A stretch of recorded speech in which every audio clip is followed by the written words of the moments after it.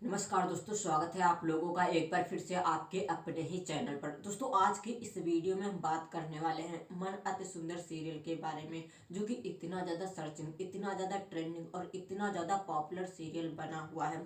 दोस्तों, मन अति सुंदर सीरियल जो कोई भी एक बार देख लेता है वो इस सीरियल को हर दिन का एपिसोड देखना पसंद करता है, क्योंकि इस सीरियल में आए दिन कुछ ऐसे सीन्स दिखाए जाते हैं जो कि इतने ज़्यादा सस्पेंसिव हो जाते हैं कि चाह कर भी कोई भी इस सीरियल को मिस नहीं करता। इसीलिए यदि आप लोग भी मन अति सुंदर सीरियल देखना पसंद करते हैं, रोज के एपिसोड आप लोग सबसे पहले देखना चाहते हैं, तो आप लोग इस चैनल को सब्सक्राइब कर सकते हैं, क्योंकि इस चैनल पर आप लोगों को मन अति सुंदर सीरियल के रिव्यू सबसे पहले मिल जाते हैं। चलिए दोस्तों, अब बात करते हैं मन अति सुंदर सीरियल के बारे में। उससे पहले थोड़ा सा कल के एपिसोड के बारे में बात कर लेते हैं, क्योंकि जब हमें कल का एपिसोड पता होगा तभी तो हम आज के एपिसोड को अच्छी तरीके से समझ पाएंगे। दोस्तों, कल के एपिसोड में हुआ ये था कि बड़ी दादी जो थी वो शराब के चक्कर में राधिका को घर से बाहर निकालना चाहती थी। असल में जो यहाँ पर शराब वाला केस था वो यहाँ पर कली ने स्टार्ट किया था, और कली ने न्यू ईयर में शराब पी थी, लेकिन उसका जो खामियाजा है वो राधिका को भुगतना पड़ा, और राधिका को प्रूफ करना था कि तुमने शराब नहीं पी है। इसीलिए राधिका ये प्रूफ करने के चक्कर में लगभग 5-6 दिन गवा देती है, और जब उसको पता चलता है कि ये शराब कली ने मंगवाई थी और कली ने पी है, तो वो कली के ऊपर थोड़ा सा अपना जो इंटेग्रिटी होती है वो थोड़ा सा ज़्यादा बनाते हैं और कली के ऊपर ज़्यादा फोकस करने लगते हैं, और कली के ऊपर फोकस करके उसके फिंगरप्रिंट्स लेती है। बोतल पर छपे फिंगरप्रिंट्स को एक लैब में सर्च के लिए भेज देती है। उसकी रिपोर्ट आज आई थी। तो अब बात करते हैं आज के एपिसोड में। आज के एपिसोड में हम लोग देखने वाले हैं कि जब कली की रिपोर्ट आ गई थी कि आखिरकार वो जो दारू की बोतल थी, यानी कि शराब की जो बोतल थी, वो घर में आई तो आई कैसे, किसने लाई, ये आज खुलासा हो जाएगा, क्योंकि कली की रिपोर्ट आ चुकी है और राधिका रिपोर्ट पढ़ चुकी है, और राधिका को सब कुछ पता चल गया है कि ये जो बोतल आई है घर में वो कली के द्वारा लाई गई है और इसका सेवन कली ने ही किया है। तो अब कली सबसे पहले घर वालों को बताना चाह रही थी, लेकिन फिर सोचने लगती है कि यदि मैं डायरेक्ट घर वालों को बता दूंगी तो यहाँ पर जो कली की इमेज है वो थोड़ा सा ज़्यादा नीचे गिर जाएगी, और यदि मैं दिव्यम को बताऊंगी तो हो सकता है कि दिव्यम कली के ऊपर थोड़ा सा ज़्यादा डांट फटकार करने लगे। लेकिन दिव्यम को बताना उचित वो समझती है, और दिव्यम को बताने जाती है कि अचानक उसे ख्याल आता है कि अब दिव्यम को ना बताकर सीधे कली से ही बात कर लिया जाए। तो राधिका चली जाती है कली से बात करने। किस विषय में? तो यहाँ पर जो दारू की बोतल थी उसके विषय में, और उसे बात करनी होती है कि आखिरकार ये बोतल तुमने लाई है तो तुम्हें बड़ी दादी के सामने सच बताना होगा, क्योंकि यहाँ पर जो राधिका के ऊपर ये इल्जाम लगा था तो बड़ी दादी ने राधिका से कह दिया था कि तुम जो है घर छोड़कर चली जाओगी अगर ये प्रूफ नहीं कर पाए कि दारू की बोतल जो है वो तुम नहीं लाई हो। तो इसीलिए राधिका जो है वो चली जाती है कली के कमरे में और कली से बहस करने लगती है। कली थोड़ा सा चुप होती है और अपने आप को बेगुनाह साबित करने लगती है और कहती है कि ये तुम मुझ पर जानबूझकर इल्जाम लगा रही हो। लेकिन जो राधिका थी वो नहीं मानती। राधिका प्रूफ सारे दिखाने लगती है और कहती है कि इस बोतल पर मैंने तुम्हारे फिंगरप्रिंट्स मैच किए हैं, और तुम्हारे फिंगरप्रिंट्स मैंने सोते वक्त निकाल लिए थे और उसको लैब में टेस्टिंग के लिए भी भेजे।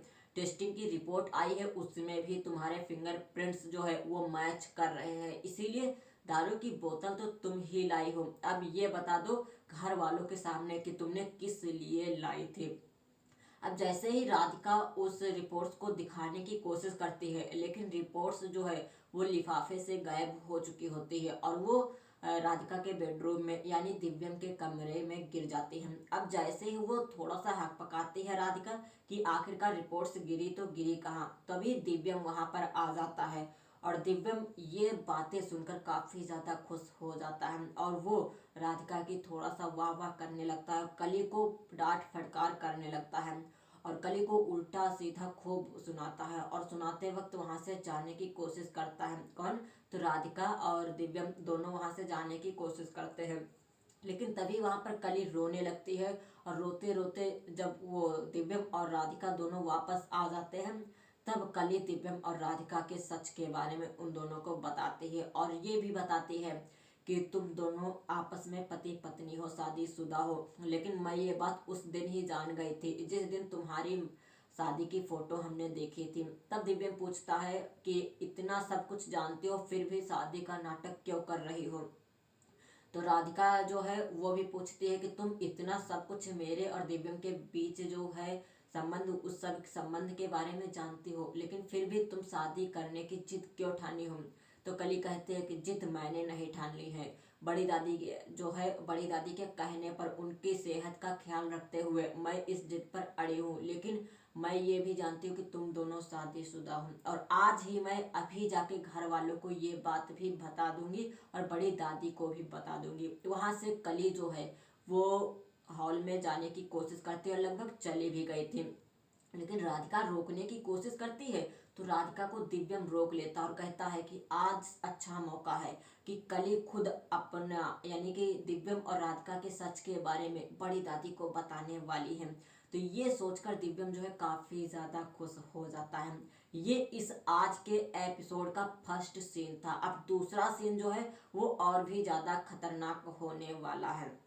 दूसरा सीन, सब लोग घर में आ चुके थे, यानी कि जो कली थी वो बरामदे में आ चुकी थी, हॉल जो घर का था वहां पर आ चुकी थी और सभी लोगों को आवाज देने लगती है। और इस आवाज, जब कोई आवाज मतलब आवाज सुनकर जब कोई आता नहीं तो भगवान भोलेनाथ के मंदिर के सामने बेल रखी होती है और उसको बजाने लगते, तभी घर के सभी लोग वहां पर आ जाते हैं। जब घर के सभी लोग वहां पर आ जाते हैं तो जो कली थी वो घर वालों को दिव्यम और राधिका के संबंध, यानी कि रिश्ते के बारे में बताती है और कहते हैं कि मैं ये बात पहले से ही जानती हूँ कि दिव्यम और राधिका शादीशुदा हैं। लेकिन जब कली के मुंह से घर वाले ये सारी बातें सुनते हैं तो कली के मुंह से जब सुनते हैं तो घर वाले थोड़ा सा हकपका जाते हैं और वो सोचने लगते हैं कि आखिरकार इस कली को ये सब बातें बताई तो बताई किसने, इन्हें पता कैसे चल गया कि दिव्यम और राधिका आपस में पति पत्नी है।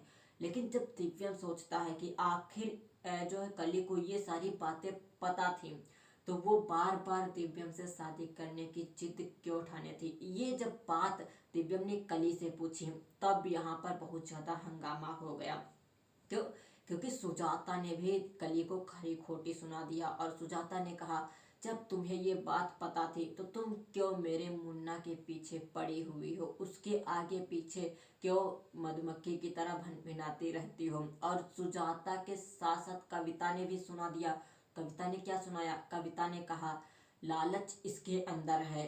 क्या? लालच इसके अंदर है और इतने बड़े घर का लड़का दिव्यम है तो इतने बड़े घर की जब बहू बनेगी तो पैसों के मामले में काफी ऊंचे पावदान पर हो जाएगी, इसीलिए जो कली का लालच है वो हाई लेवल का है और जब कली लालच के चक्कर में ही दिव्यम के पीछे पड़ी हुई है। तो जब सब लोग घर के कली को सुनाने लगते हैं उल्टा से, तब कली बोलती है कि मैंने कोई लालच नहीं किया है और लालच नहीं किया है, लालच के चक्कर में अपनी सफाई कली देने लगती है। सफाई देते देते कली सब कुछ लगभग बता चुकी होती है और अंत में जो बारी आती है वो थोड़ा और अट्रैक्टिव सीन की आती है। ये दूसरा सीन था। अब तीसरे सीन में कली और दिव्यम और वहां पर राधिका जो मौजूद थी, इन तीनों के बीच में बातें होती हैं और तभी जो कली थी वो बड़ी दादी यानी दादी सास की डुप्लीकेट यानी कि जो फ्रॉड रिपोर्ट्स थी वो यहाँ पर राधिका को दिखाती है और कहती है मैंने इसीलिए चुप अपने आप को कर लिया था क्योंकि बड़ी दादी का जो दिल है हार्ट अटैक की वजह से कभी भी बड़ी दादी का देहांत हो सकता है। उनकी सेहत का ध्यान रखते हुए मैंने अपने आप को आज तक रोक रखा था कि आज अभी नहीं बड़ी दादी को सच बताऊंगी और जब मौका मिलेगा तब उन्हें बता दूंगी। ये सीन इतना अच्छा लगा हम लोगों को कि इसके आगे का सीन हम लोग देखने के लिए उतावले हो गए। इसके आगे का सीन क्या था? अब लगभग घर के सभी लोगों को पता चल गया था। सभी लोगों को क्या, कली को सिर्फ नहीं पता था, उसे भी पता चल गया कि दिव्यम और राधिका आपस में पति पत्नी है। अब बारी थी बड़ी दादी की। तो बड़ी दादी गई थी मंदिर। अब सब लोग सोचने लगे कि आखिरकार इस ड्रामे को और कितना बड़ा बनाया जाए, यानी कि अब इस ड्रामे का अंत करना जरूरी हो गया है।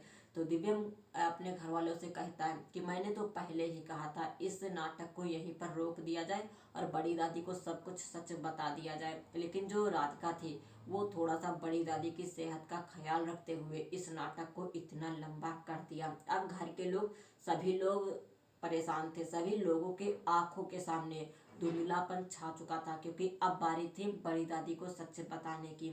लेकिन कली इस बार फिर से गेम खेल जाती है और जब राधिका कहती है कि बड़ी दादी को डॉक्टर के पास ले जाए, डॉक्टर से सलाह ले, तो इसमें जो है कली थोड़ा सा फंस सकती थी, क्योंकि वहाँ पर जो रिपोर्ट्स थी वो डुप्लीकेट यानी कि जाली रिपोर्ट लगाई गई थी। अब कली एक और नाटक खेलती है। कली कहती है कि क्यों ना इस शादी को थोड़ा सा और नजदीक लेकर जाया जाए, और जब शादी जिस दिन होगी उस दिन कुछ ऐसा इतना बड़ा अपशगुन कर दिया जाए कि बड़ी दादी को यकीन हो जाएगा कि कली जो है वो दिव्यम के लिए बनी ही नहीं है। तो इस पर घर के सभी लोग रजामंदी नहीं होते हैं। सिर्फ यहाँ पर राधिका जो है बड़ी दादी की सेहत के लिए इस पर रजामंद हो जाती है। और जब राधिका रजामंद हो गई तो लगभग घर के सभी लोगों को राधिका रजामंद कर लेती है। और इस नाटक को थोड़ा सा और बड़ा बनाना जो है राधिका को पड़ गया था, और आगे का एपिसोड जो था वो और भी अच्छा है। तो मिलते हैं नेक्स्ट एपिसोड में, तब तक के लिए आप चैनल को सब्सक्राइब कर सकते हैं। जय हिंद, जय भारत।